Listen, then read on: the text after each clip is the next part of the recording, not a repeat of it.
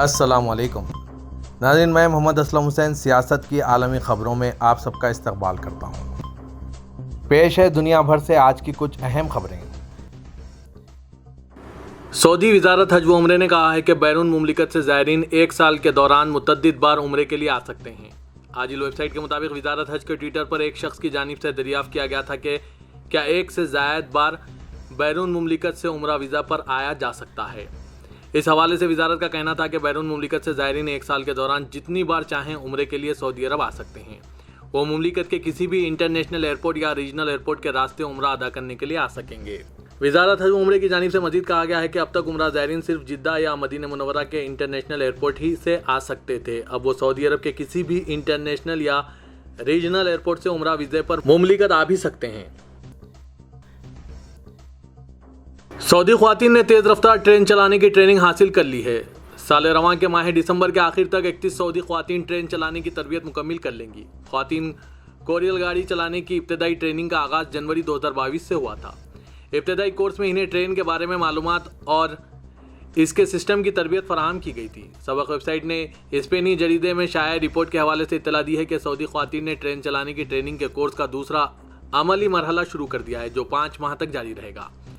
ابتدا میں سعودی train driver خواتین پیشہ ور ڈرائیورز کی موجودگی میں ٹرین چلائیں گی۔ متعلقہ حکام نے توقع ظاہر کی ہے کہ ٹریننگ لینے والی 31 سعودی خواتین کی عملی تربیت ماہ دسمبر 2022 کے آخر تک مکمل ہو جائے گی، جس کے بعد ان کا ٹیسٹ لیا جائے گا اور انہیں ریل گاڑی چلانے کا لائسنس جاری کر دیا جائے گا۔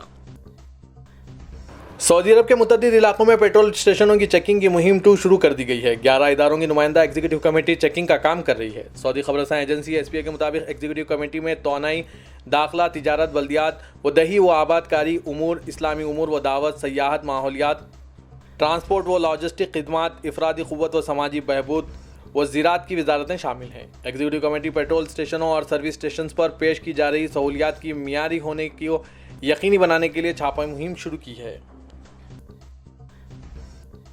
سعودی حکومت نے الدریا گیٹ ڈیولپمنٹ اتھارٹی کو 5 سال قبل مملکت کی جائے پیدائش کو عالمی معیار، پائیدار سیاحت، تفریح اور ثقافتی منزل کے طور پر ازسر نو تعمیر کی ذمہ داری سونپی تھی۔ عرب نیوز کے مطابق $50 ارب کے اس منصوبے میں دنیا کے سب سے زیادہ پرتعیش ریسٹورنٹس اور ہوٹل روایتی نجدی طرز پر تعمیر کیے جائیں گے، جبکہ اس کے ساتھ ساتھ ثقافتی مقامات بھی بنائے جائیں گے۔ ریاض میں واقع الدریا کی مٹی کی 4 دیواری میں کبھی ایک صحرائی شہر قائم تھا جو ثقافت اور تجارت کا مرکز سمجھا جاتا تھا۔ الدریا کے تاریخی مقام الطریف میں واقع مشہور قلعہ مملکت کے آل سعود خاندان کے اقتدار کا اصل مرکز تھا۔ ابوظہبی کے ایک سرکاری ذریعے نے بتایا کہ متحدہ عرب امارات مختلف اقتصادی اور سرمایہ کاری کے شعبوں کی پاکستانی کمپنیوں میں $1 ارب کی سرمایہ کاری کرنے کا ارادہ رکھتا ہے۔ اس اقدام کا مقصد سرمایہ کاری کے نئے مواقع اور مختلف شعبوں کے منصوبوں میں تعاون کی نئی راہیں تلاش کرنا ہے، تاکہ دونوں ممالک کے بہترین مفاد میں 2 طرفہ اقتصادی تعلقات کو وسعت دی جا سکے۔ سرکاری ذریعے کے مطابق متحدہ عرب امارات اور پاکستان مختلف شعبوں بشمول گیس، توانائی کے بنیادی ڈھانچے، قابل تجدید توانائی، صحت کی دیکھ بھال، بائیو ٹیکنالوجی، زرعی technology, logistic, digital communication, e commerce اور مالیاتی خدمات میں تعاون جاری رکھنے کے خواہاں ہیں۔ تائیوان کی فوج نے کہا ہے کہ 68 چینی لڑاکا طیاروں اور 13 جنگی جہازوں نے ابنائے تائیوان میں تائیوان اور چین کو الگ کرنے والی غیر سرکاری میڈن لائن کو عبور کر لیا ہے۔ تائیوان کا یہ بیان امریکی ایوان نمائندگان کی اسپیکر نینسی پیلوسی کے دورے تائیوان سے مشتعل ہونے کے بعد چین کی جانب سے تائیوان کے قریب شدید جنگی مشقیں کرنے کے بعد سامنے آیا ہے۔ تائیوان کی وزارت دفاع نے کہا، ہم کمیونسٹ فورسز کی طرف سے ابنائے تائیوان کی درمیانی لائن کو دانستہ طور پر کراس کرنے اور ارد گرد کے سمندری اور ہوا کو پریشان کرنے کی مذمت کرتے ہیں۔ سعودی عرب گزشتہ سال 2021 میں ہندوستان میں تیل کا دوسرا سب سے بڑا برآمد کنندہ تھا، جبکہ روس تیل برآمد کرنے والا 9واں بڑا ملک تھا، لیکن یوکرین پر روس کے حملے کے بعد روسی پر عائد پابندیوں کی وجہ سے ہندوستانی تیل کی منڈی کی تصویر بدل گئی۔ ہندوستانی تیل کی منڈی میں بہت بڑا مقابلہ ہے، جہاں روس نے ہندوستان کو اپنے اوپیک پلس اتحادی سعودی عرب کے مقابلے میں سستا تیل فروخت کر رہا ہے۔ اس سے روس کو ہندوستانی بازار میں توسیع کے نئے موقع ملے ہیں۔ ہندوستان دنیا میں تیل کے سب سے بڑے درآمد کنندگان میں سے ایک ہے۔ اسرائیلی فوج نے جمعے کو کہا ہے کہ اس نے غزہ پر فضائی حملے شروع کر دیے ہیں۔ اسرائیلی فوج کی طرف سے جاری کردہ بیان میں کہا گیا ہے کہ IDF اسرائیلی فوج اس وقت غزہ کی پٹی پر حملے کر رہی ہے۔ اس کے پیش نظر اسرائیلی ڈومیسٹک فرنٹ پر خصوصی صورتحال کا اعلان کیا گیا ہے۔ بیان کے مطابق غازہ میں فلسطینی یہ حملے اسلامی جہاد کے براہ راست خطرات کے پیش نظر کیے جا رہے ہیں۔ درِ اثنا فلسطین کی وزارت صحت کی طرف سے بتایا گیا ہے کہ غازہ پر اسرائیل کے حملے میں 4 افراد ہلاک ہو گئے ہیں۔ متحدہ امریکہ کے وزیر خارجہ اینٹونی بلنکن نے چین کے جاپانی ایکسکلوزیو اکنامک زون پر داغے گئے میزائلوں سمیت تائیوان کو ہدف بنانے والی فوجی مشقوں کو اہم سطح کی کشیدگی کو شے دینے سے تعبیر کیا ہے۔ بلنکن نے کمبوڈیا کے دارالحکومت پونوم پین کے ایک ہوٹل میں منعقدہ روسی وزیر خارجہ سرگئی لاروف اور چینی وزیر خارجہ وانگ ی کے بھی شریک ہونے والے مشرقی ایشیا وزراء خارجہ کے سربراہی اجلاس میں شرکت کی۔